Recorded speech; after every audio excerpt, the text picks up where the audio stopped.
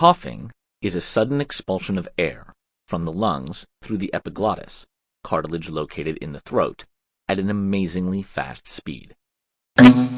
Compared to a tennis ball hit at 50 miles per hour, or a baseball at 85 miles per hour, coughing is faster, with an estimated speed of 100 miles per hour. With such a strong force of air, coughing is the body's mechanism for clearing the breathing passageways of unwanted irritants. Let's take a look at the vocal cords prior to a cough.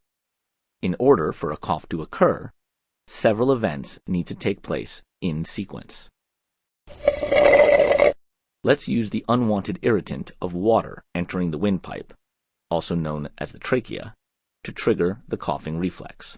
First, the vocal cords open widely, allowing additional air to pass through the lungs. Then the epiglottis closes off the windpipe, and simultaneously, the abdominal and rib muscles contract, increasing the pressure behind the epiglottis. With the increased pressure, the air is forcefully expelled and creates a rushing sound as it moves very quickly past the vocal cords. The rushing air dislodges the irritant, making it possible to breathe comfortably again.